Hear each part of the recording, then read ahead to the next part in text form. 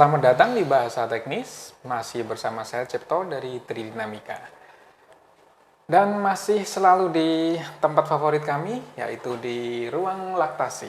Yang tidak ada tulisan. Dan tidak ada karena sudah disensor, ya kan? Oke. Untuk sesi ini kita akan ngobrol dengan akan ngelanjutin ngobrol lah intinya, ngelanjutin obrolan dengan yang kemarin Dua minggu yang lalu mengenai otomotif lah, masih sekitar situlah karena kemarin kan kita terpotong tuh karena durasinya udah 4 jam gitu kan, kita udah bosen, udah dipotong sama sutradara 4 jam kurang 3 jam ya, tim kreatifnya juga udah ngantuk-ngantuk tidur udah gitu ya, sudah begitu-begitu iya, sudah aku nyerah padahal kita masih on fire masih loh on fire. Nah, ini kita lanjutkan pada hari ini ya tentunya dengan ya obrolan-obrolan ringan dan nanti mungkin kita akan melanjutkan sesuai judul karena request dari teman-teman itu coba dong bahas mengenai kendaraan listrik gitu ya. Nah, kita nanti akan ke situ lah dikit-dikit ya. Oke. Naik apa ke situ, Pak Cip? Nah, sebaiknya sih naik yang bensin aja. Oke. Nah, listriknya kan baru mau dibahas, oke. Nah, kemarin kan kita bahas mengenai apa ya? Kemarin mengenai mesin 2 tak, 4 tak. Oh iya. Basic-basicnya, Pak Cip. Basic ya, 2 tak, 4 tak, terus perawatan sudah belum ya? Udah. Perawatan yang sudah. kita ke depan. Oh iya, ke depan walaupun dikit ya. Walaupun kan? dikit. Oke. Terus kira-kira yang kemarin kita belum bahas itu apa itu? Tentang perawatan atau apa gitu?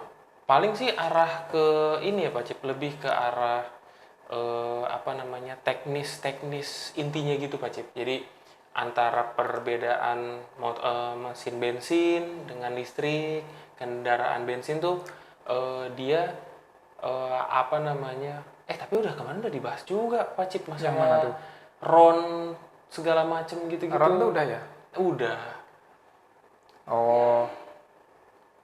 Apaan, Gem? Mati ya?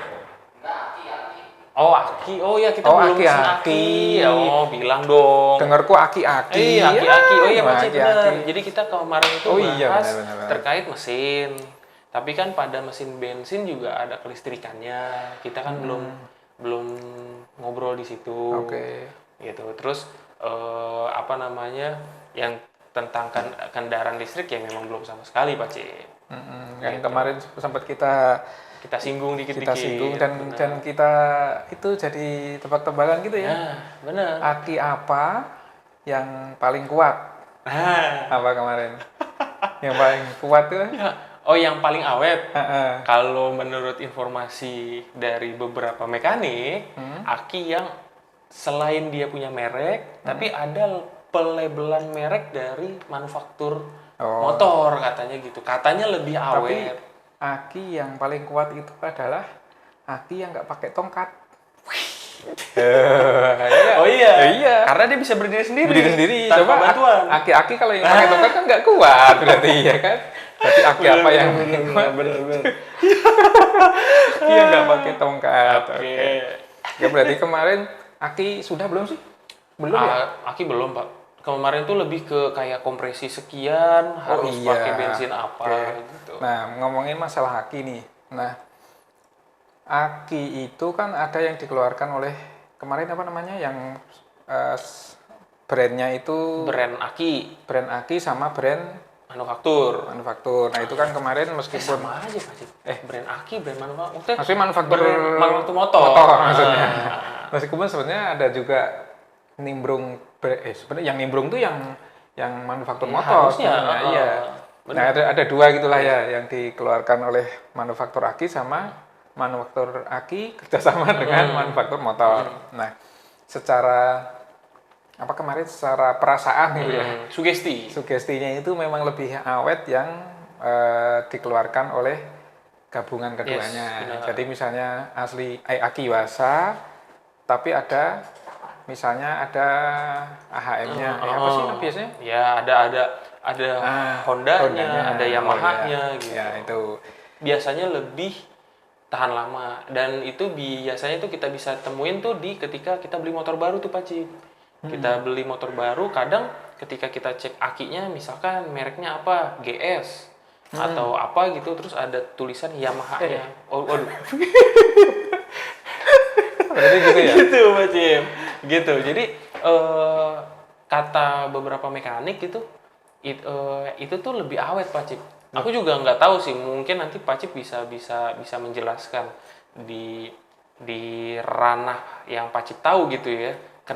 Apakah ada pengaruhnya atau tidak? Di ranah Itu panah. Oke. Panah. Kalau aki itu, kalau misalnya di permotoran, itu sebenarnya ada aki basah nggak sih? Ada Pak Cip. Tapi aku nggak pernah nemu ya.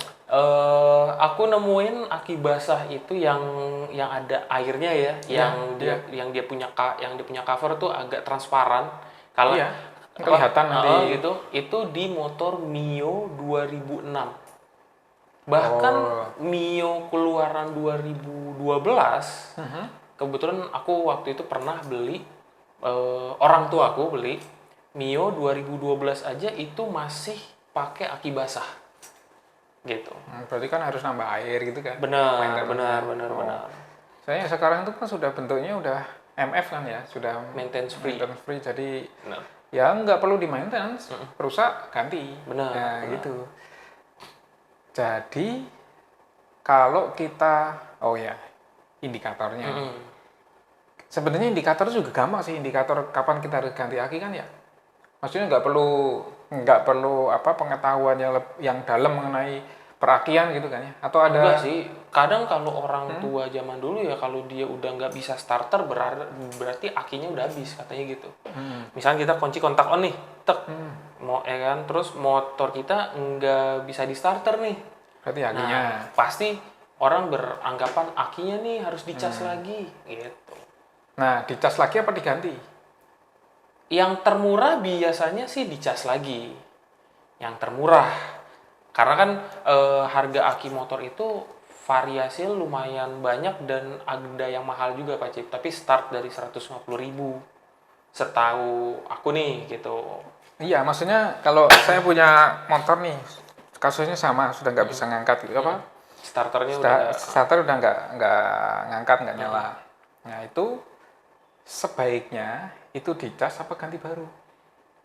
Harusnya sih kalau di pengetahuan aku gitu ya, kalau untuk murahnya kalau memang bisa dicas sih dicas aja dulu gitu loh. Tapi kalau misalkan ada uang lebih, dana lebih, ya kan, bisa beli aki baru langsung gitu loh. Terus itu indikasinya apa?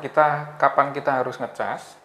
Atau maksudnya indikasinya jelas, maksudnya jelas nggak bisa starter lah ya. Cuman kapan kita harus tahu bahwa itu harus dicas, atau kapan kita harus memastikan bahwa itu tuh rusak dan harus diganti? Oke, karena kan yang pertama gini Pak Cip, setiap bengkel terkadang nggak punya alat untuk ngecas aki gitu. Untuk ngecas, oke. Kalau untuk bengkel seperti dealer pasti ada, tapi kan kalau bengkel-bengkel pinggir jalan atau yang dia ibaratnya sebutan sekarang tuh startup, kan, bengkel-bengkel startup yang baru mulai, yang baru merintis, ya kan, dia mungkin tidak punya indikator atau alat untuk memastikan aki itu masih bagus atau tidak, kan begitu. Nah, biasanya yang pasti dimulai itu ketika ada customer datang dan dia mengeluhkan, motor saya nggak bisa klakson, motor saya nggak bisa di starter, jadi kalau mau dinyalain itu harus diengkol, harus diselak dulu kan.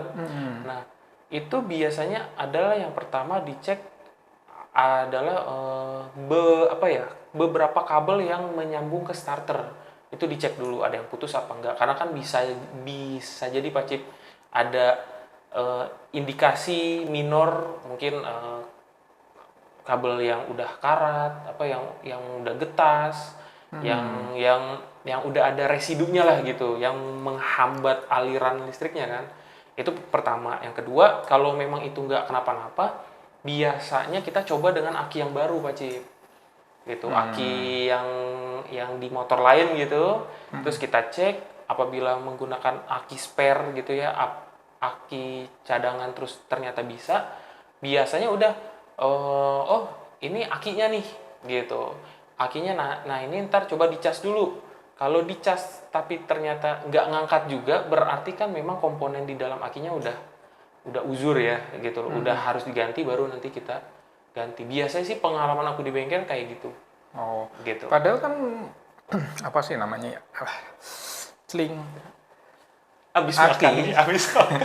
Aki itu kan kalau kita pakai dalam kondisi operasional motor atau mobil, itu kan dia ngecas kan. Nah, berarti kalau tadi solusinya begitu tidak bisa di starter itu harus ngecas,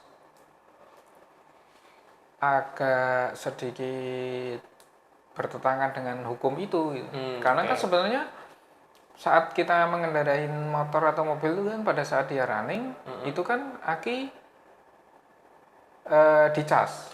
Artinya sebenarnya yang tugas dia utama itu kan cuma di awal tadi utama, meskipun pada saat running juga sebenarnya digunakan. Pada saat running itu dia ngecas. Nah, kalau pada saat starter dia kok nggak mau, nggak ngangkat, tapi kok kita cas. Nah, berarti logikanya gimana maksudnya? Yang tadi Pak Cip bilang kan kalau ketika motor itu berjalan sebetulnya aki itu secara ketika kita lagi pakai motor dia juga sebetulnya dicas. Iya kan? Dicas juga kan? Ada komponen kelistrikannya lah gitu. Nah, kemungkinan kalau misalkan ini motornya motor lama ataupun kalau ini motor baru gitu, ya kan? Nah, kemungkinan kenapa akinya bisa menurun performanya itu mungkin karena ada beberapa part pendukung kelistrikannya yang ada bermasalah Pak Cip, sehingga si aki itu tuh jadi ketika motor itu nyala, aki itu nggak mengecas gitu loh.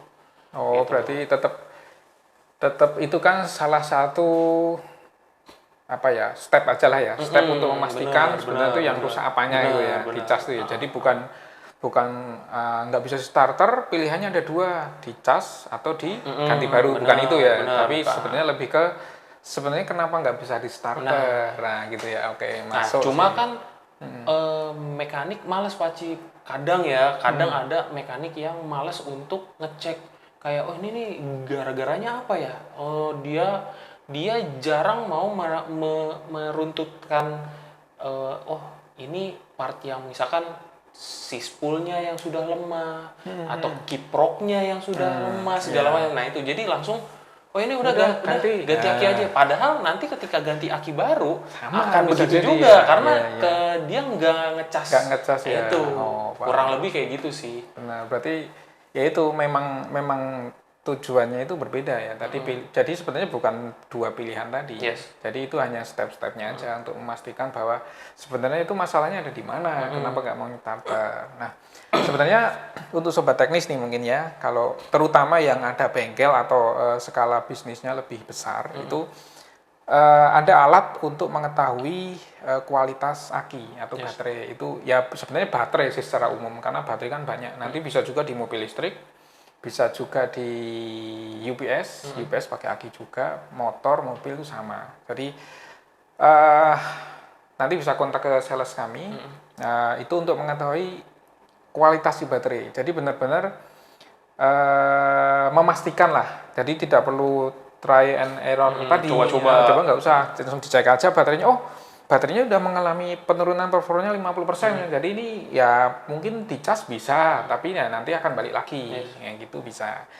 Dan itu kapasitasnya bisa besar. Jadi alatnya sederhana, tapi kapasitasnya besar. Jadi bisa dari aki yang kecil, bahkan baterai biasa, baterai biasa itu, baterai HP lah mungkin, itu bisa sampai skala yang besar bisa. Dan itu bisa juga untuk ngecek kita kan kalau dalam contoh misalnya dalam baterai kendaraan listrik misalnya, itu kan banyak tuh. Nah itu nanti dia bisa ngecek secara keseluruhan atau per selnya itu bisa. Tuh guys. Nah itu bisa nanti langsung kontak ke email Pak Cip, sales@tridinamika.co. Ntar langsung ditanya alatnya apa, harganya segala macam. Satset ya, soalnya itu nggak terlalu kira-kira range-nya berapa sih Pak Cip? Itu ada macam-macam sebenarnya. Jadi ya puluhan juta lah. Tapi nggak sampai ratusan. Puluhan juta. Tuh, startnya puluhan juta pokoknya. Investasinya sih nggak seberapa, karena nanti ini akan tren. Kenapa ya? Karena kan nanti yang akan kita bahas nanti itu kan mobil listrik. Nah nanti trennya kan akan ke sana. Jadi bahan bakar fosil itu akan mulai ditinggalkan, kan ceritanya begitu. Rencananya begitu. Apalagi katanya kalau kita mau beli kendaraan listrik itu disubsidi Pak Cip. Nah itu seru. Itu salah satunya. Iya, subsidinya bahkan berupa pajak juga loh. Pajak tahunan itu. Benar-benar. Di subsidinya banyak sih. Kemarin aku sempat baca tuh di mana ya, lupa lah, di internet pokoknya. Nyari aja di Google subsidi pajak kendaraan listrik. Contoh kita kemarin apa sih? Ioniq itu kan harganya pokoknya 700-an juta lebih. Itu pajaknya cuman kayaknya di 2 jutaan, 1 sampai 2 juta. Padahal dengan harga mobil yang 700 juta. Nah, sedangkan Toyota yang kecil itu apa? Yang Rise ya, Pak? Iya, ada. Ya sekitar 280-an atau 300 juta. Itu pajaknya 5 sampai 6 juta. Nah, itu. Karena ada subsidi tadi. Benar. 50% lebih. Iya, harus tertarik loh sobat teknis nih. Itu dia. Mulai pindah ke apa ya? Masa Ioniq gitu ya, enggak yang enggak harus banyak, Ioniq sih. Banyak, Pak Cip. Ada banyak. Nah, Pak Cip, masalah aki gitu, Pak Cip. Kalau kita kan dulu itu kan akinya aki basah. Gitu. Terus mungkin perkembangan zaman repot isi air aki, mungkin lupa segala macam, akhirnya diciptakan aki kering kalau kita sebutnya. Gitu kan. Aki yang kering. Kita awalnya masukin dulu tuh apa dia punya cairan gitu, terus ditutup langsung jreng kan gitu kan. Nah setelah itu udah nggak usah lagi diisi lagi segala macam. Itu yang kedua. Yang ketiga ada aki gel. Itu kita nggak usah lagi tuh masukin air aki karena di dalam konstruksinya udah dimasukin gel yang dimaksud itu tadi. Dari pabrikannya lah ya. Benar gitu. Terus bahkan sekarang di dunia balap Pak Cip itu pakai baterai lithium. Wih keren nih. Gitu ya kan. Nah sebetulnya itu 4 baterai itu tuh ada perbedaannya nggak sih Pak Cip? Apa cuma karena sekedar efisiensi untuk pemeliharaannya aja gitu loh? Apakah dari fitur atau kemampuan akinya itu berbeda dari itu semuanya? Karena pasti teman-teman pada bingung, gue mau aki kering, aki basah, aki gel, apa aki lithium gitu loh. Oke. Beda sih. Beda semuanya. Nah, sepertinya kita harus bahas di sesi yang lain. Karena ini akan dalam, karena banyak. Teknologinya banyak. Ya. Kenapa dulu itu ada perkembangan baterai lah misalnya, baterai HP lah. Dulu kan dari nikel, NiMd atau apa sih. Nah, sekarang itu sudah polimer. Kenapa harus polimer? Plus minusnya apa? Contohnya gitu ya. Contohnya dulu kan kalau punya HP nih. Dulu itu kan kalau punya HP, kalau kita mau ngecas, itu jangan sampai nunggu nol kan. Oh gitu. Apa nggak boleh? Apa nol dulu ya? Apa kebalik ya? Pokoknya harus habis dulu atau gimana ya? Apa kebalik ya? Lupa saya. Pokoknya sepertinya gini. Kalau nggak salah itu kita kalau mau ngecas itu jangan baterai masih banyak. Karena menurut teknologi baterai pada saat itu tuh masih ada istilah memory effect. Mungkin pernah dengar. Nah itu apabila kita sering ngecas pada kondisi baterai yang masih terisi, itu lama-kelamaan baterai itu akan menganggap baterai yang misalnya di 50%. Nah 50% itu nanti akan jadi 0. Padahal sebenarnya masih 50 dan itu nggak bisa dipakai. Nah, itu namanya cycle count kali ya gitu-gitu. Ada cycle count-nya, cycle count. Nah, seiring dengan berjalannya waktu kan ditemukan macam-macam tuh. Nah, yang sekarang dikembangkan tuh sebenarnya baterai nuklir. Setelah polimer ini. Nuklir. Nah, nuklir itu tidak perlu dicas. Infonya ini masih dalam riset sih. Jadi dia tuh kecil, ringkas, tapi nggak perlu dicas dan umurnya bisa bertahun-tahun. Nah kalau misalnya itu baterai nuklir, Berarti ada bahayanya juga dong Pak Cip? Ya pasti, semuanya ada resikonya, ada plus minusnya. Ya kan kita kan Berita terakhir sih gini, jadi dia itu nuklir itu kelemahannya sekarang masih di tidak boleh terkena benturan, itu aja sih risetnya. Jadi mereka masih mikirin gimana caranya apabila kena benturan nggak masalah.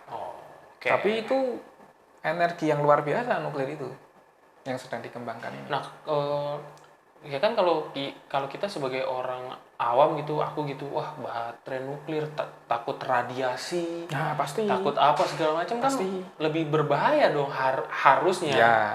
Gitu kan. Tapi mungkin itu penggunaannya bukan untuk sehari-hari alat-alat daily yang kita pakai kali Pak Cip. Atau ya, mungkin harus ada edukasi kali yang lebih apabila memang penggunaannya untuk alat-alat sehari-hari gitu. Ya pasti sih. Tapi intinya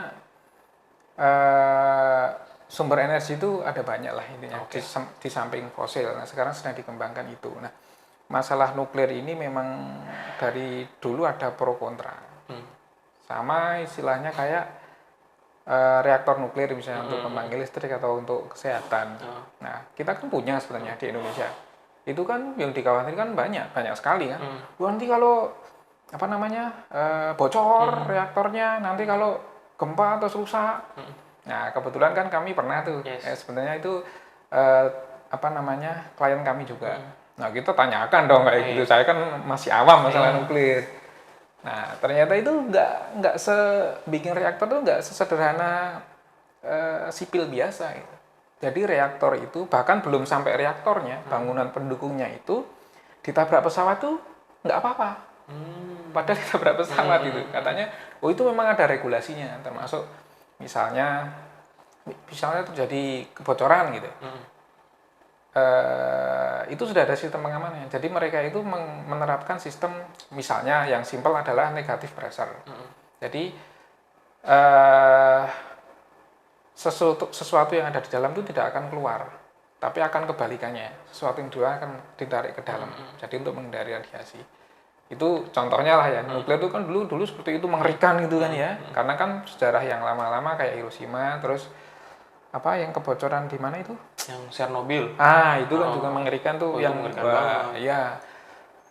itu belajar dari situ kan, terus diimprove terus, regulasi tetap harus diketatkan gitu ya, sama. Tapi ini nuklir ke arah yang positif ya Pak Cip, bukan untuk yang perang, pemusnah massal segala macam kan. Karena kan kalau orang yang nggak tahu, nuklir itu senjata untuk perang gitu. Padahal di samping itu semua, nuklir itu bisa jadi pembangkit listrik segala macam kan, kayak gitu-gitu. Nuklir itu sumber energi yang besar dan bisa dibilang tidak akan habis. Bisa dibilang ya, karena kan dia nuklir itu kan sebenarnya cuman radioaktif aja. Radioaktif tuh waktu paruhnya kan panjang-panjang gitu kan. Nah makanya di reaktor nuklir punya kita itu di Indonesia itu ada tempat sampah khusus, sampah nuklir. Nah sampah nuklir itu nggak diapa-apain, cuman ditempatkan di tempat yang aman. Nah nanti si limbah itu lama-lama radioaktifnya akan habis sesuai dengan waktu paruh. Nah itu. Jadi lama-kelamaan saya pikir juga si baterai ini akan menjadi menjadi konsumsi sehari-hari. Akan ya, tapi belum. Nggak tahu nanti risetnya sampai kapan, karena memang ada risiko yang lebih tinggi. High return, high risk. High risk, high return. Nah, energinya besar, resikonya juga mungkin besar lah gitu kan. Emang benar, makin kesini memang regulasi untuk mengurangi emisi udara salah satunya itu kan. Jadi ya udah, saat ini memang lagi berlomba-lomba nih, nggak hanya mobil Pak Cip, motor pun juga dari beberapa manufaktur itu lagi berlomba-lomba untuk ngebuat kendaraan listrik gitu loh. Tapi sih sebetulnya kalau misalkan aku lihat dari beberapa dia punya spesifikasi, memang belum bisa mendukung yang benar-benar seperti kita pakai motor atau mobil yang berenergi dari bensin gitu loh ya. Karena ada beberapa yang kayak cuma sanggup baru berapa puluh kilo doang gitu, dan udah harus dicas. Sedangkan untuk kita melakukan casnya tuh masih bingung tepatnya di mana. Karena kan tidak semua pom bensin ada. Gitu loh ya kan. Tidak semua mall itu menyediakan gitu. Stasiunnya ya. Jadi kan agak repot juga kalau untuk teman-teman yang ojol kan susah juga ya kan, yang setiap hari dia keliling lagi di tengah jalan baterainya habis. Nah, bingung kan, nggak bisa pakai baterai A2 A3 kan. Gitu. Berapa biji itu di ini satu Indomaret diborong gitu. Mbak beli baterai A3. Oh iya, berapa Mas? Adanya berapa? Ya kan, kita susah gitu. Iya, paham. Gitu. Oke, karena memang iya baterai sumber energinya si kendaraan listrik itu sekarang memang masih pure dari baterai. Kecuali nah ini yang sempat menjadi perbincangan juga. Jadi katanya sih sekarang ini di Indonesia ya terutama itu lebih cocok menggunakan kendaraan listrik yang lebih cocok menggunakan kendaraan yang modenya hybrid. Oke. Kalau untuk long range ya, jadi untuk mungkin kalau keperluan luar kota dan seterusnya. Kalau dalam kota memang masih dimungkinkan menggunakan yang full listrik, karena ya dalam kota paling sehari berapa kilo sih. Cuman kalau keluar kota ya yang seharian gitu akan repot coba kita. Apalagi infrastruktur untuk kelistrikan kan masih jauh paling dari Jabodetabek aja kan, yang itu aja beberapa. Benar. Kalau kita ke Surabaya dari sini ya nangis lah. Di tengah itu jalan. dia makanya. Kalau yang buat pulang kampung kayak Pacip nih gitu, agak susah Pak. Iya makanya. Makanya satu-satunya ya yang paling cocok ya hybrid. Yang model gitu. Oke. Hybrid itu antara listrik dan bensin gitu Pak Cip. Harusnya begitu kan ya. Jadi ya di hybrid kan dicampur. Tapi emang ada sih saat ini mobil yang hybrid ada. Ada tuh. Kalau motor nggak ada ya? Kalau motor ada dong Pak Cip. Emang ada ya? Honda ada. Oh iya benar-benar hybrid. Itu kan kita sudah mengulas. Kita sudah mengulas 1 tahun yang lalu. Yang hybrid itu. Oh iya. Emang itu. Loh kalau Honda gimana hybrid kalau motor? Ya itu ada di seri yang PCX. Itu ada harganya juga agak mahal tuh. Lumayan sampai 40-an lebih, tapi kalau kita lihat di jalan Pak Cip, kayaknya memang minat orang Indonesia kayaknya belum sampai yang ke hybrid. titik itu gitu. Jadi kayak udah beli motor ya udah isi bensin yang udah jelas pomnya ada di mana-mana, baik itu yang merah, yang kuning, yang biru, yang hijau, terserah lah gitu kan. Ya udah jadi mungkin karena stigmanya seperti itu, jadi orang masih belum ada keinginan kali Pak Cip untuk mencoba untuk coba beli yang hybrid, atau mungkin masih menggunakan istilah bahasa Inggris. Jadi kayak ini apa ya kan kita juga nggak tahu gitu loh ya kan. Tapi kalau hybrid di mobil kan memang ada beberapa macam ya. Hybrid itu nggak sama sih, nggak ada standarnya juga. Jadi kan ada perusahaan Korea nggak salah. Itu dia hybridnya itu sistemnya dia itu sebenarnya utamanya bensin. Apa sih bensin tuh? Bahan bakar minyak, BBM lah. Nah, utamanya BBM. Nah, BBM itu nanti digunakan untuk menghidupkan genset lah ibarat kalau bahasa umum genset. Nah, genset itu yang ngecas baterai. Baterainya yang dipakai gitu. Jadi nah, begitu nanti misalnya baterai udah full ya genset mati. Itu ada yang seperti itu. Ada juga yang pengertian hybrid itu memang benar-benar 2 kanal itu dipakai barengan. Jadi bisa dijalankan menggunakan BBM, bisa juga digunakan menggunakan listrik. Nah, kalau motor yang hybrid begitu nggak sih? Kebetulan kalau aku sih memang nggak pernah ngelihat langsung bongkar yang untuk yang seri PCX itu Pak Cip gitu. Cuma kalau melihat dari iklan doang gitu, ya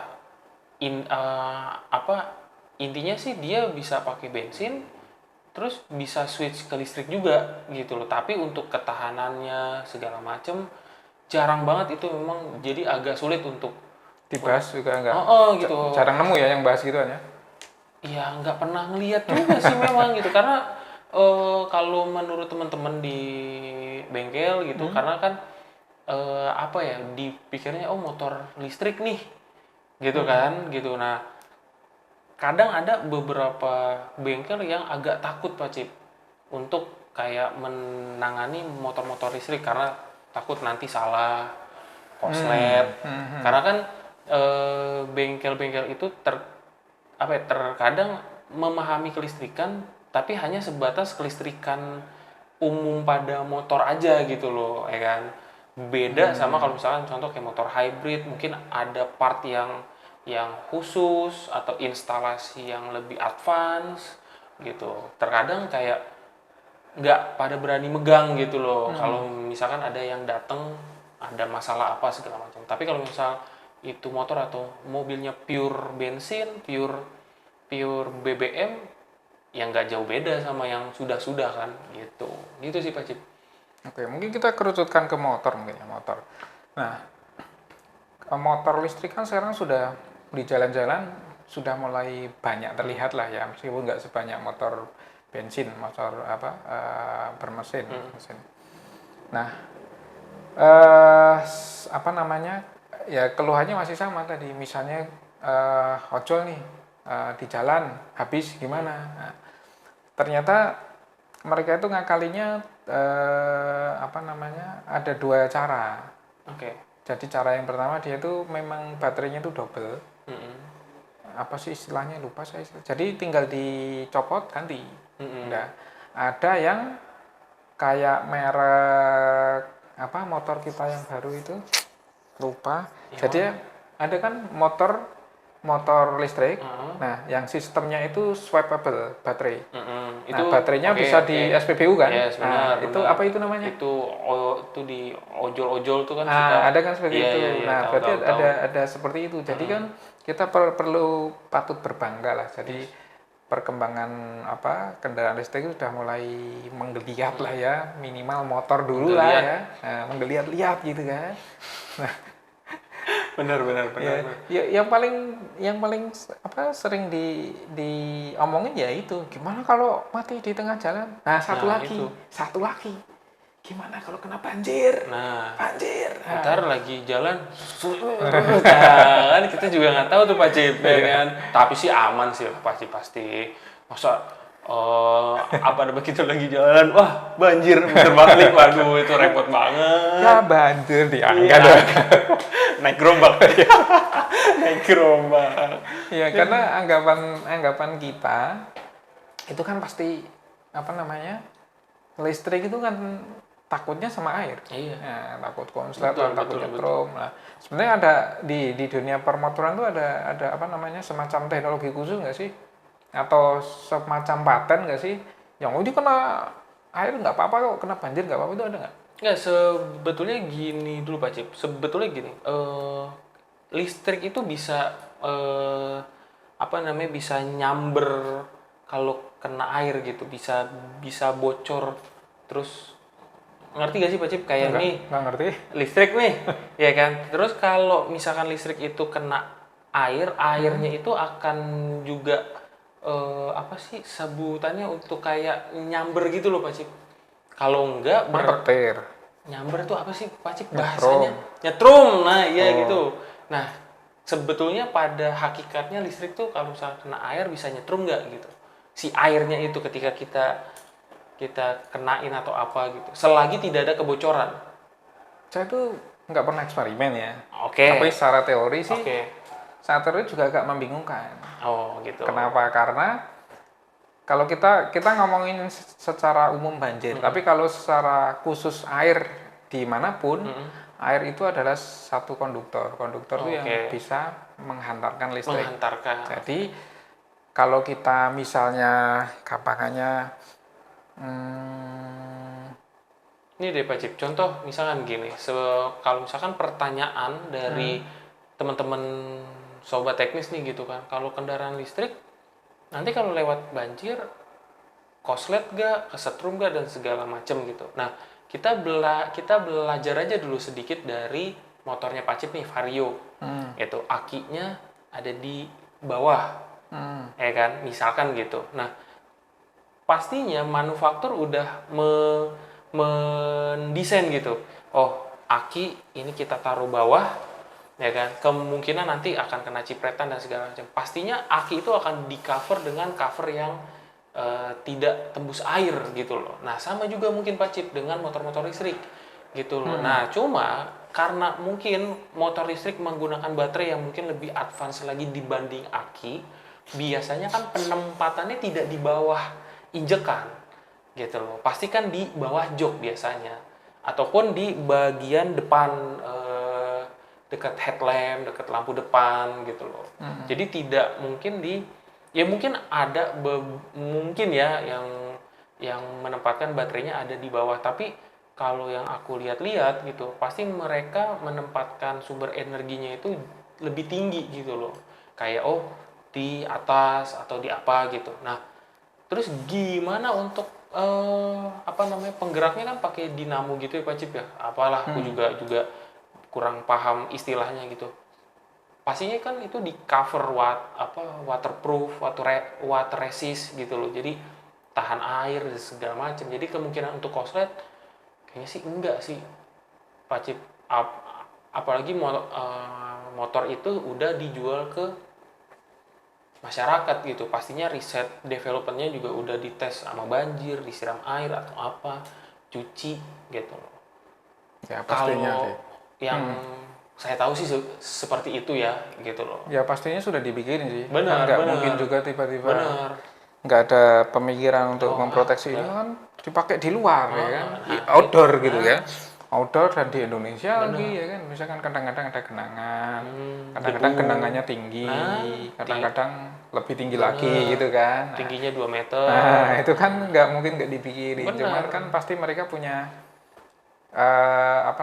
semacam syarat dan ketentuan lah ya mungkin ya. Kalau masalah tadi proteksi itu sebenarnya atau penempatan itu sebenarnya tergantung baterainya sih, bukan tipe baterainya sih. Sebenarnya yang paling bagus itu menempatkan baterai itu justru di bawah. Justru di bawah karena untuk apa ya istilahnya ya, biar enak. Jadi center massa itu ada di bawah gitu, di bawahnya enak gitu ya. Makanya si Yamaha dengan motor listrik yang barunya itu kan baterainya nggak bisa dipindah dan di bawah. Itu salah satunya untuk itu, salah duanya untuk memaintenance atau memonitor baterainya dia. Karena kalau baterai yang dicopot-copot kan bisa jadi kita ketukar yang kualitasnya jelek. Benar. Karena baterai itu ya tadi cycle-nya beda-beda gitu kan. Cycle sama mungkin kualitasnya udah berbeda gitu. Nah, yang benarnya yang mana Pak Cip? Tadi Pak Cip bilang salah satu, salah dua. Yang benar yang mana? Ya salah semua. Kan salah satu. Salah semua. Nggak ada yang sempurna lah ya gitu. Tapi Pak Cip, kenapa ya gitu Pak Cip? Apakah ini masih inovasi yang baru? Harganya itu masih cukup mahal Pak Cip. Harga gitu. apanya? Harga motor listrik itu kok saat ini masih melebihi dari harga-harga motor-motor bensin gitu loh. Tapi pernah breakdown nggak harga motor listrik?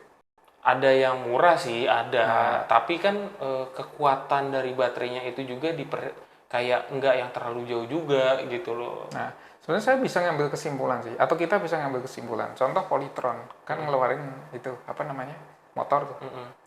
Apa namanya? Lupa. Iya, yang pas kemarin kita cek tuh. Nah, itu kan ada. Nah, dia penjualannya itu tanpa baterai. Harganya 16 juta. Tapi bisa ada opsi dengan baterai. Harganya 32 juta. Artinya apa? Jadi artinya apa? Artinya yang mahal adalah baterainya. Ya sama. Baterainya. Mobil listrik itu infonya sih. Tapi kayaknya benar. Jadi kalau kita nanti masa lifetime si baterai udah habis, itu akan bisa harga baterainya itu kan bisa sampai 3/4-nya harga mobil untuk mobil listrik ya. Berarti memang infonya seperti itu ya. Baterainya ya yang tapi nggak hanya di kendaraan listrik sih, Pak Cip, kayak misalkan laptop atau handphone itu pun juga terkadang. Juga lah, kalau handphone masih kalau kayak laptop aku punya laptop nih, terus karena memang laptopnya udah lebih dari 5 tahun, baterainya udah mulai performanya udah menurun kan, cepet habis dan segala macam. Terus aku ke service centernya nih untuk mau beli baterai. Itu harga baterainya tuh hampir 1 juta sampai 1,5 juta Pak Cip. Tapi kan laptopnya harga 10 juta, sepersepuluhnya kan?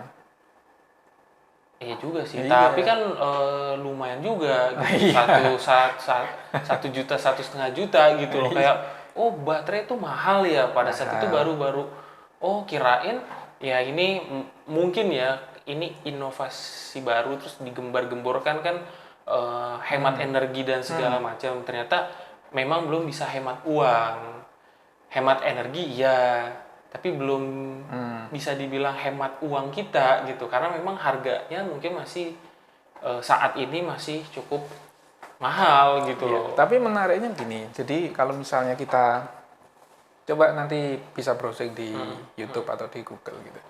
Jadi pernah ada yang mensimulasikan hitung-hitungan nih, mengcompare antara kita menggunakan motor listrik dan motor BBM.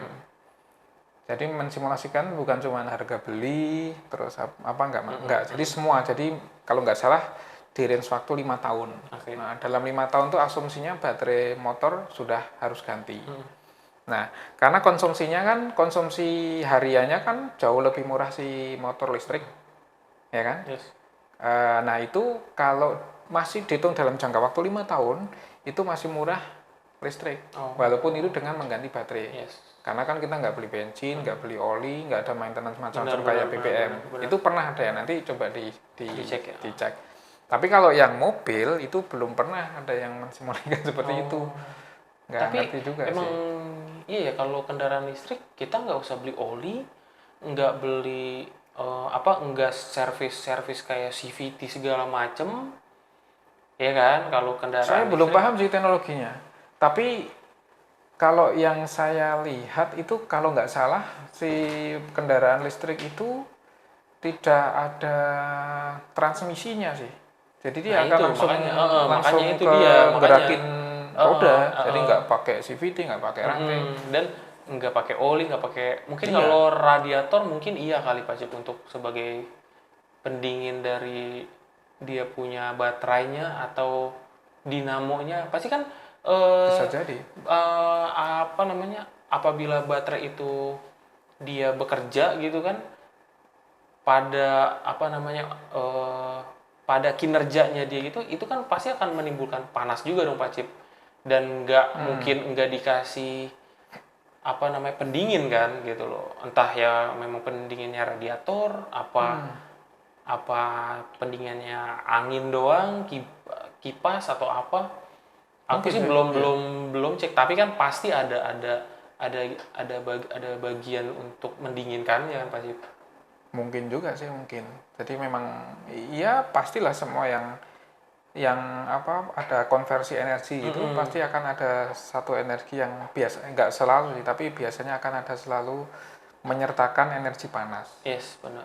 Entah itu kipas angin yang dari listrik ke kipas, lama-lama panas juga, ada energi panas. Dari listrik ke cahaya, ya ada panasnya juga, sama sih. Itu juga sama, apalagi itu dari listrik ke perputaran, karena mungkin ada gesekan dan macam-macam, ada beban gitu ya. Pasti akan panas, cuma nggak ngerti juga dia pendinginnya gimana ya. Itu dia. Pakai AC, nggak mungkin itu ya. Dia. Tapi kalau ya bisa juga. Tapi enggak dong, kan AC kan cuma di dalam kabin doang. Tapi aku sih pernah lihat sih ada ini sih dia custom bikin sendiri dia. Aku sih belum bisa menjelaskan dia menggunakan baterai yang seperti apa, ya kan, dia punya instalasi customan listriknya dia seperti apa, tapi untuk mendinginkan si baterainya itu dia pakai radiator Pak Cip. Tapi ini emang dia mengcustom sendiri, bukan dari manufaktur ya gitu loh. Dia mengcustomkan sendiri pakai radiator untuk pendingin si baterainya gitu. Terus gitu sebenarnya oke, kita ngomong general. Misalnya kalau disuruh milih nih, harga nggak masalah gitu. Masih memilih kendaraan yang menggunakan BBM atau sudah yang listrik? Untuk aku, kalau aku sih untuk saat ini dengan melihat desain deh, ya kan, tetap aku akan masih memilih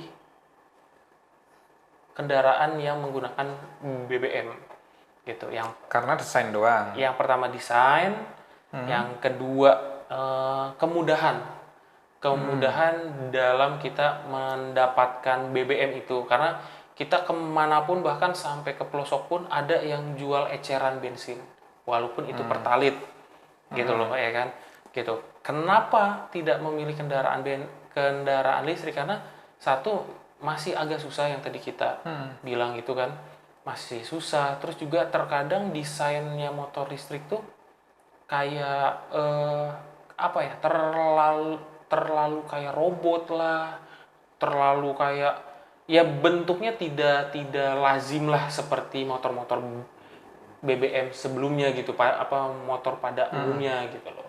Dan masih ada keraguan apakah memang kendaraan listrik ini akan menjadi suatu inovasi baru di kemudian hari gitu. Masih ada rasa keraguan kalau pendapat aku. Kalau Pak Cip gimana Pak Cip? Saya sih kalau bisa ya punya dua-duanya. Punya dua-duanya? Nah, iya, karena listrik itu menurut yang experience dari yang sudah pakai, itu torsinya besar. Yes, benar. Torsinya besar, jadi bisa cek bom, langsung bisa cet gitu kan, gitu. Benar. Nah, itu langsung. Iya benar Pak Cip, karena aku lihat spesifikasi mobil listrik aja, itu torsinya yang lebih besar daripada kan? Horsepower-nya, benar. Nah, iya. Itu dia besar. Punya torsi bisa sampai 100, 200-an, 300-an, tapi dengan horsepower yang biasa aja gitu. Gitu. Ya karena ya menurut saya sih ya nggak tahu penyebabnya, tapi kemungkinan sih karena dia nggak ada transmisi tadi, jadi langsung, jadi kan nggak, energi itu langsung muter gitu ya. Jadi nggak pakai terbuang di jalur transmisinya itu. Berarti kayak motor Vespa zaman dulu yang dia mesin langsung masuk gearbox, ban langsung itu gitu. kan juga sama, langsung gitu ya. bener iya bener kan. Iya makanya ya experience-nya katanya berbeda. Bener. Mobil juga sama. Jadi kalau mobil listrik itu kata orang-orang yang sudah nyoba itu pengalaman berkendaranya itu akan berbeda dengan mobil atau motor BBM gitu, salah satunya itu. Ya tentunya dengan listrik yang banyak itu kan kita bisa lebih mengeksplorasi teknologi gitu. Benar. Jadi mobil listrik itu harusnya lebih futuristik, harusnya. Karena mereka ya basicnya itu udah listrik gitu. Dan satu lagi loh, nanti kalau habis gimana ya, itu klasik lagi sebenarnya. Cuman kan listrik itu dia sistemnya kalau dia tidak digas kan ngecas kan, sama kayak si akinya motor BBM. Kalau BBM kan ngecas terus harusnya. Tapi kalau kendaraan listrik itu ternyata bisa gitu juga pada saat nggak digas. Kan bukan begitu? Katanya begitu. Katanya begitu kan ya? Katanya ketika kita ngerem, di saat rem itu energi kinetiknya dirubah menjadi listrik. Katanya gitu. Berarti kalau di turunan dia ngecas terus ya? Ngecas terus. Oh, oke. Kayak berhenti dong Pak Cip, direm mulu. Berhenti. Iya. Jangan ngecas. Diem dia direm, udah. Iya, benar. Katanya sih gitu, merubah energi kinetik menjadi sumber energi listriknya, katanya sih begitu. Tapi kira-kira gitu Pak Cip, akan menjadi tren baru gak sih gitu di mungkin 10 tahun kemudian gitu ya kan, akan banyak gak sih orang-orang beralih yang tadinya pakai kendaraan yang bensin menjadi ke listrik gitu. Coba aku terawang dulu. Coba. Oh ya, oke. Jadi menurut penglihatan saya. Okay. Jadi tren itu akan datang dengan tanda kutip dipaksakan. Oke. Akan terpaksa beralih ke sana. Oke. Kenapa ya? Karena ketersediaan energi fosil itu udah nipis. Oke. Energi fosil kan nggak terbentuk dalam 1-2 tahun ya kan. Jadi energi fosil itu dari jutaan tahun yang lalu kan. Nah itu kalau kita sudah konsumsi terus, itu kan menipis. Nanti bisa di browsing di Google. Cadangan energi fosil kita itu berapa.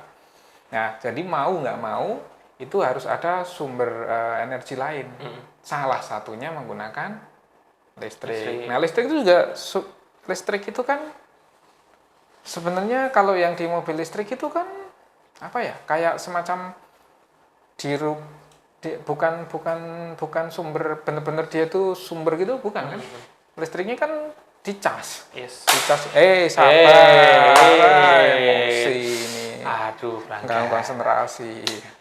Jadi makanya nanti akan ada sebenarnya yang sumber energi contohnya energi matahari, energi angin, energi pasang surut air laut. Nah itu, tapi kan dia juga harus dikonversikan menjadi listrik. Makanya pernah ada wacana begini. Jadi mobil listrik kenapa nggak pakai panel surya? Jadi benar di bagian atasnya itu ya. Iya. Benar. Iya. Kenapa nggak seperti itu? Ya bukan berat. Bukan berat. Tidak semudah itu Ferguson. Katanya begitu. Nah kenapa? Lah dengan konsumsi daya sebegitu gedenya, berapa luas panel surya yang harus dibawa? Gitu. Oh iya benar. Itu mobil listrik itu nggak cuma 1-2 watt loh, kilowatt loh. Satunya kilowatt kan motor. Iya. Kalau mau mensuplai itu gede banget.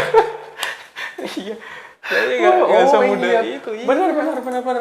Oh iya, enggak. Aku baru ngeh kenapa enggak pakai panel surya. Benar juga ya.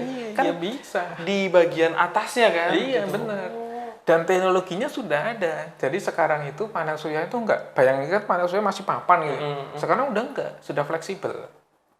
Jadi bisa mengikuti konturnya si mobil bisa. Gitu guys. Ternyata saya baru juga jadi di genteng itu sekarang tidak harus pakai. Malah di luar negeri sudah ada genteng yang dari panel surya. Ini keren loh guys. Indonesia semoga ya karena dulu aku SD tuh aku juga sempet belajar gitu karena kan edukasi untuk di saat itu umur anak-anak SD untuk kayak mengenalkan selain listrik, selain bensin, itu ada yang namanya energi panel surya. Itu emang gede-gede Pak Cip. Iya. Itu lempeng-lempeng semua gitu loh. Jadi nggak ada yang bentuknya melengkung kurve atau jadi lempeng semua gitu loh. Iya. Dan itu memang panjang, besar.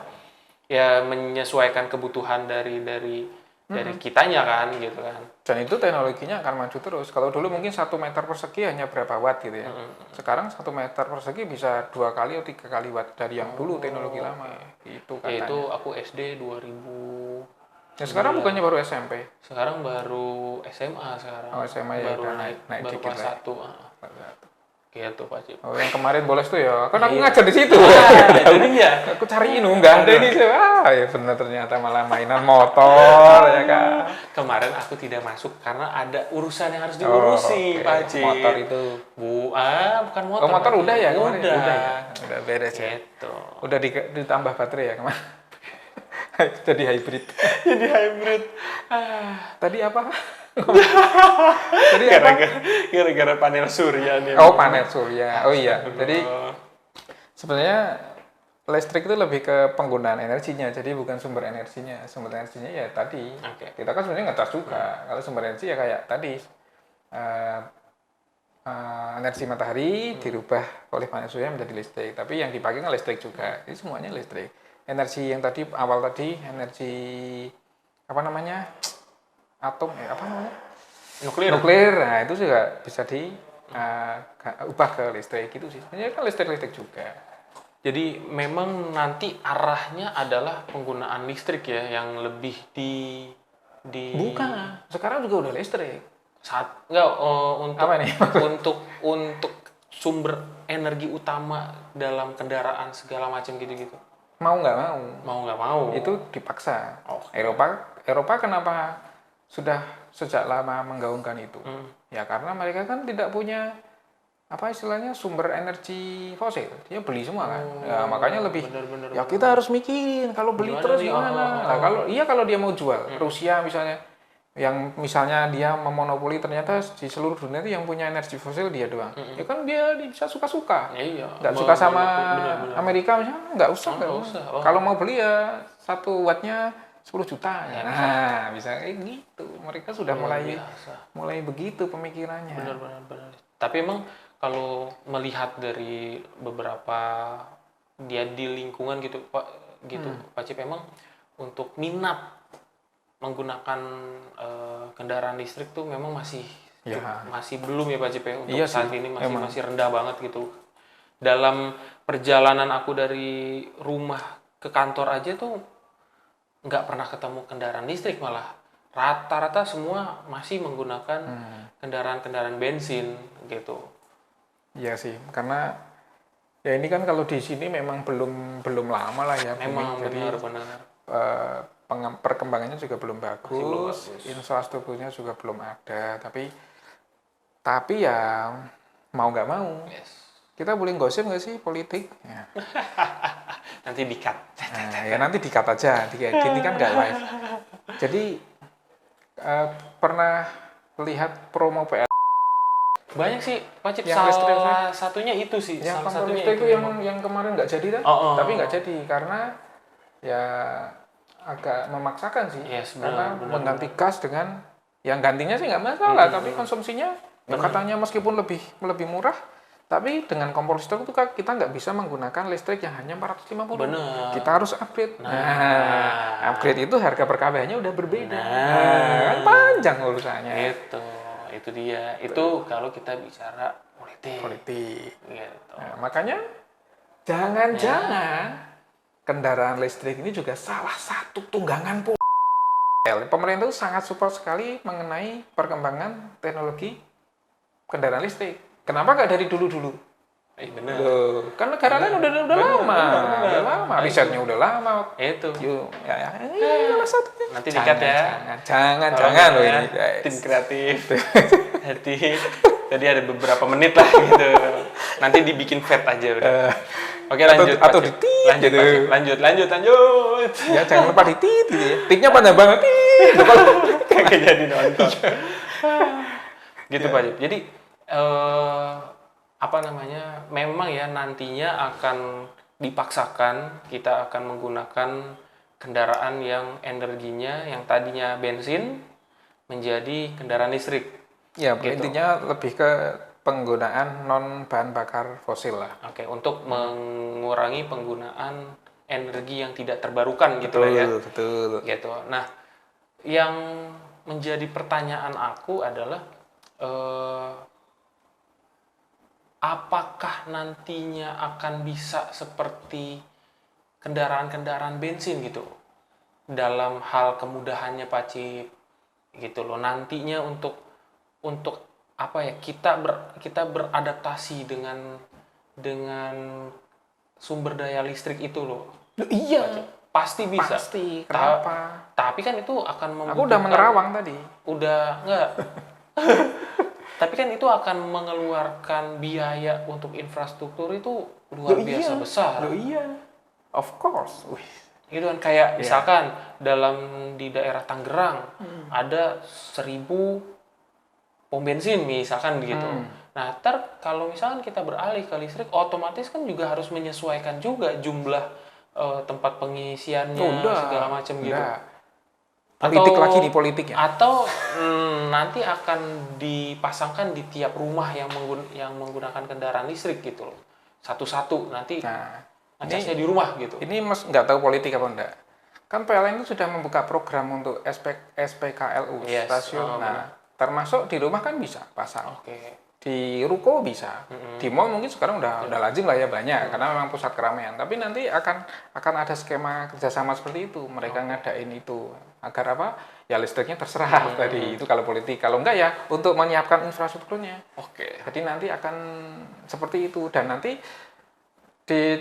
karena kita kan sebenarnya mengadopsi teknologi luar ya, jadi kita tuh nggak pernah menjadi patokan dia, kita tuh pasti mengacu kemana. Kita jadi konsumen terus. Jadi apa-apa itu yang riset orang luar, jadi kita seolah-olah didikte gitu, ngikut orang sana. Nah di luaran sana juga sudah ada semacam itu. Jadi kalau kita mikirnya lah, nanti kalau mobil kita kan bayanginnya kayak baterai, aki, dicas kan enggak sebenarnya, karena kayak apa ya, kayak HP lah mungkin ya. HP kan ngecasnya paling Type-C sama micro USB. Lah nanti ya sama di semua konektor kendaraan untuk ngecas itu di SPKLU juga akan standarkan. Tapi kalau nggak salah sekarang ada 3. CAD, lupa namanya. Pokoknya ada ada standarnya, itu ada. Nah, dan itu akan dipatuhi karena memang mereka sudah tentuin kan. Produsen kendaraan juga dari mereka kan, dari luar kan. Jarang yang di sini paling ngerakit kan. Nah, nanti akan dipatuhi dan ya sistemnya akan terbentuk sendiri kayak pom bensin gitu. Oke, gitu guys. Begitu. Itu kerumitan dari inovasi baru ini ya. Ya karena masih baru sih, ya masih baru, memang sih benar. Gitu. Kalau bensin kan dari dulu pasti nggak pernah tahu bensin itu lebih murah dari segelas aqua. Pernah ngalamin zaman itu? Oh, saya ngalamin. Oh, aku kan dan baru SMA. Itu apa namanya? Yang jualan aqua itu diketawain dulu. Hah, serius? Jual aqua, air minum mineral itu lebih mahal daripada harga bensin 1 liter. Oke. Diketawain. Sekarang sukses aqua ya kan? Karena bensin makin habis. Mantap. Terus suruh ngapain? Nah kan bisa diedit. 1 jam dijadiin 5 menit juga bisa. Yang tit tadi kan lama ya kan? Iya. Tapi emang setelah dijelasin sama Pak Cip sih, jujur gitu, pengen sih Pak Cip untuk untuk mencoba untuk kita masuk ke ranah inovasi yang baru. Ini tuh sebetulnya kalau di ranah dunia permotoran atau otomotif itu antara transisi dari motor karburator menjadi injeksi gitu. Karena pada saat itu sering banget Pak Cip bahkan banyak orang yang kayak saya takut ganti motor injeksi karena nanti bengkel-bengkel belum pada bisa. Itu satu. Yang kedua, motor injeksi terlalu banyak sensor A, B, C, D, ya kan? Ada ECU-nya. Bener. Nah, terus kalau dulu kan kita taunya CDI ya, gitu. Terus kalau di motor injeksi ECU atau ECM, gitu kan. Nah itu kayak, itu ntar udah berhubungan dengan listrik dan segala macam. Nah, ntar kalau ada korslet apa-apa susah, nanti partnya malah bisa korslet atau apa. Itu ini kayaknya sih kalau yang aku simpulkan kayak mungkin seperti pada masa di tahun berapa itu ya, 2012 2013 kan itu antar karbu menuju injeksi gitu kan. Padahal sih sebelumnya dari tahun 2000 mobil juga udah injeksi sebetulnya. Cuma mungkin dalam hal motor masih hal yang tabu gitu loh. Tapi akhirnya orang akan dipaksa karena pabrikan memang sudah nggak mengeluarkan yang versi mesin bensin dengan karburator gitu. Semua rata-rata semua udah menggunakan injeksi dan orang yang mau tidak mau akan beli injeksi juga. Iya. Gitu loh. Sama kayak HP loh. Kenapa Nokia 3315 tidak digunakan sekarang? Nah, satu padahal itu bisa irit baterai, bisa sebulan mungkin nggak habis. Iya. Bisa nelfon juga sama kayak sekarang, bisa SMS juga. Dan bahkan 3315 itu bisa ada fungsi remote-nya dulu. Bisa nyalain AC. Xiaomi bisa kan Pak Cip? Loh, Xiaomi iya. Itu bukan Xiaomi loh, 3315. Remote jarak jauh. Dari kantor bisa nyalain AC di rumah. Pakai 3315. Emang iya? Bisa. Wah, baru tahu Bu. Halo, Mah, tolong nyalain AC dong. Nah, nyala di rumah. Nggak luar biasa loh. Teknologinya. Gimana coba? Mind blowing. Mind blowing. Saya nggak kepikiran. Ya 3315 mau ngapain kalau nggak gitu? Iya bener ya. Dia bisa menyalakan AC dari jarak jauh. Telepon. Iya. Nyalain AC bisa. Iya. Nggak kepikiran. Kadang-kadang gitu. Aduh. Terlalu otomotif sih Anda ini. Iya memang astagfirullah. Tapi emang kayak gitu Pak Cip. Nggak tahu ya, mungkin pada saat itu di 2013 pun waktu ketika orang tua mau beli motor itu tuh kayak kita beli karbu apa beli injeksi ya gitu loh. Ya kan. Terus kalau kita beli injeksi di bengkel-bengkel biasa itu udah pada ngerti belum?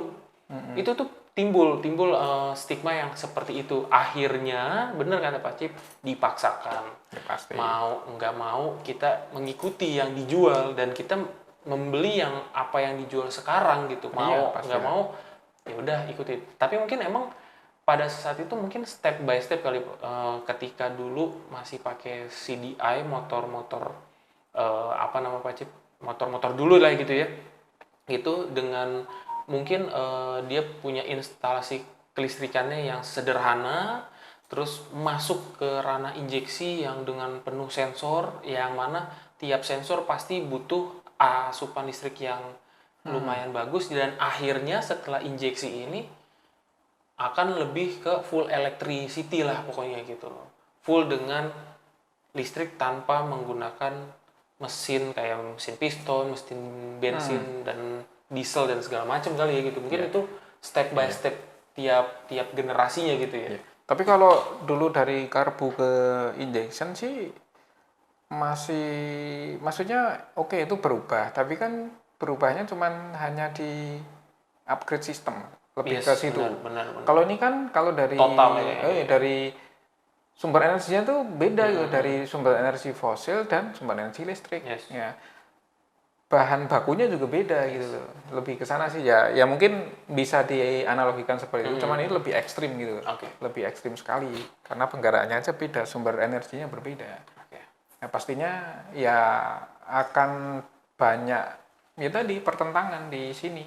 Kita udah nyaman dengan teknologi yang lama, dengan ya kegampangan tadi, di mana-mana gampang, bengkel juga gampang, SPBU gampang, tiba-tiba ada teknologi baru, ada sumber energi yang penggerak baru, yang bengkel belum tentu bisa, yang SPKLU belum tentu ada. Iya, ya pasti akan seperti itu sih.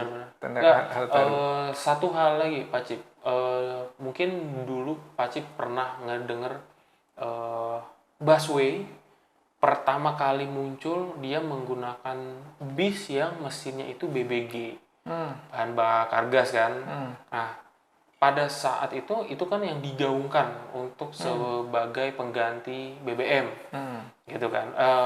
Ya solar ya, kalau bis kan itu kan mesin diesel ya, gitu. Tapi itu aja dalam ranah busway, akhirnya pada belakangan ini tuh kembali lagi ke mesin diesel Pak Cip. Karena apa? Karena kurangnya infrastruktur untuk pengisian bahan bakar gas gitu loh. Ini yang aku baru-baru cek di beberapa portal berita kemarin gitu, ternyata mesin-mesin busway sekarang gitu itu kembali lagi ke diesel karena kemudahan lagi, balik lagi. Makanya yang tadi aku tanyain, kira-kira gitu loh, ya kan, dengan listrik ini kita listrik ini nih bakal jadi yang akan kita pakai gak sih? Karena contohnya itu yang BBG aja, busway balik lagi ke diesel gitu. Karena masalahnya bukan karena mesinnya atau apa, tapi kurangnya infrastruktur untuk pengisiannya gitu. Dan pengisiannya katanya mungkin lama gitu. Sedangkan kan namanya busway, kebutuhan harus selalu cepat gitu. Berapa detik harus ada bis lagi gitu kan gitu. Gitu sih Pak Cip. Tapi ya mudah-mudahan kita bisa beradaptasi dengan cepat, infrastrukturnya juga diberikan juga yang baik dan sempurna gitu, agar kita juga bisa merasakan gitu Pak Cip ke generasi menggunakan mobil atau motor listrik gitu. Kan satu, mengurangi polusi udara, mengurangi polusi suara, gitu pasti. Kan. Karena kan kalau motor listrik cuma swing doang, swing gitu. Apa tadi? Nah, iya makanya. Dan nggak yang mengganggu tuh ya, kita pasti udah setiap hari dengar suara knalpot yang luar biasa gitu kan Pak Cip. Iya, tentunya ya kendala utama sekarang sih memang lebih ke infrastruktur ya. Benar. Jadi mungkin tadi kan Sobat Teknis mungkin pernah dengar yang tadi PLN lagi mengadakan semacam kerjasama ya, pokoknya mengadakan atau membuka peluang kerjasama untuk bikin ya tadi SPKLU, jadi untuk pengisian bahan bakar stasiun pengisian SPKLU kendaraan listrik umum. Nah itu kan lagi buka kerjasama dan sebenarnya bisa juga bikin sendiri. Nah cuman sobat teknis harus tahu regulasinya. Yes. Nah, regulasinya. Nah, di dalam regulasi itu salah satunya adalah ada semacam istilah harus apa ya? Kalau kita bikin sesuatu kan harus diuji. Nah, kita ada alat ujinya, sobat teknis. Jadi misalnya kita bikin perangkat itu kayak stasiun yang mini itu juga harus diuji, sobat teknis. Jadi diuji misalnya dia sudah support teknologi fast charging. Nah, kita uji dia benar-benar fast charging enggak. Itu yang pertama. Yang kedua, SPKL itu sama kayak BBM, sama kayak pengisian BBM biasa. Jadi nanti akan ada semacam apa namanya? Jadi konsumsi daya itu berapa sih? Yang dibayar berapa sih? Nah, itu juga harus semacam dikalibrasi dengan alat uji tadi. Jadi kita misalnya beli 1 kWh seharga misalnya 2.000. Nah, itu sebenarnya 1 kWh benar nggak sih? Benar. Itu harus dikalibrasi juga. Dikalibrasi. Jadi itu teman-teman sobat teknis yang ada arah ke situ, sebenarnya bukan ranah sobat teknis. Cuma nanti kalau teman-teman sobat teknis ada yang bikin itu, kontraktornya lah. Benar. Harus benar-benar dites, karena kalau nggak dites nggak bakal diterima gitu. Jadi nanti ada semacam mestinya sudah ada regulasinya di Indonesia. Kalau di luar sudah ada regulasinya, di Indonesia juga harusnya ada. Jadi kita bikin itu nggak asal buat dia bisa ngeluarin sekian ton, nggak bisa, harus diuji safety-nya gimana, benar yang dikeluarkan itu benar-benar segitu apa enggak. Kalau enggak, ya sama kayak HP kalau kita ngecasnya pakai charger yang benar. Meledung. Sama. Benar. Kendaraan listrik itu juga baterai juga intinya. Betul. Jadi memang kantor kita itu palu gada ya. Apa yang lu mau, gua ada. Ada untuk pengujian emisi. Ada. Untuk ngetes aki. Ada. Untuk memastikan alat SPKLU itu ya kan, untuk pengujian kalibrasi segala macam. Jadi teman-teman apabila di sini ada yang sebagai pelaku industri hal-hal seperti itu, ranah-ranah bidang-bidang seperti itu, nanti bisa langsung hubungin kita via email. Itu juga dalam pengetesan SPKL itu kita sudah di dalam alat itu sudah ada semacam standarnya. Kita ada standar mana, ya udah kita tinggal klik itu running test. Nah, nanti masuk nggak standar itu, misalnya kita mengacunya ke AIC berapa, kita tinggal pilih itu, kita running test. Nah, parameternya diukur, masuk. Tapi kita itu hanya ngejual jasa atau ngejual alatnya juga, Pak Cip? Alat, lebih ke alat. Berarti kita ngejual alat ya. Kalau jasa kita belum buka, guys. Kenapa? Investasinya lumayan dan kayaknya belum banyak permintaan. Benar. Betul. Benar. Berarti pengadaan alat dan training ya mungkin pasti ya gitu kan. Training bisa dilakukan oleh tim ahli kita atau kalau ada request dari luar negeri langsung kita datangkan, guys. Bener, tenang aja. Langsung aja. Nanti semua dengan Pak Cipto ini. Gitu, guys. Jadi, kalau nanti mau bagi-bagi hasil, maksudnya rezeki itu banyak dalam banyak. Benar. Gitu, Pak Cip. Ya, kayaknya kita udah sudah digitu-gituin tadi udah 1 jam gitu. Padahal baru setengah. Nanti juga diedit juga. Begitulah emang. Emang dari kemarin Pak Cip kita didiskriminasikan sekali. Baru 45 menit. Kita buru-buru. Jadi buru-buru keluar itu. Oke, Pak Cip. Itu aja sobat teknis untuk sesi ngobrol hari ini mengenai nggak jelas sih sebenarnya. Tapi ya masa-masa transisi lah. Masa-masa transisi itu ya. Benar. Memberi sudut pandang yang berbeda kepada sobat teknis yang ingin atau yang mulai melirik ke kendaraan listrik atau sudah mulai bosan dengan kendaraan yang berbahan bakar BBM. Obrolan kita tadi bisa memberikan sedikit info insight. Teman-teman minimal nambah ilmu lah. Ilmunya meskipun dikit. Benar. Yang banyak emang namanya ngobrol ya kan. Benar. Oke, sobat teknis, itu saja obrolan kita pada hari ini. Sampai bertemu minggu depan di topik yang akan datang. Lebih menarik. Iya, lebih menarik pastinya. Yang belum kita bahas tadi adalah baterai mungkin. Baterai nanti kita undang narasumbernya dari yang dari Turki kalau nggak salah kemarin. Turki atau Qatar lah ya. Masih sibuk. Kebetulan memang lagi benar. Mungkin nanti akan ada ahli dari Maroko. Nah, kalau Piala Dunia. Yes, benar. Kalau menang malah mereka nggak mau diundang. Iya, sombong. Iya, makanya. Tarifnya naik ya, Oke. Sobat Teknik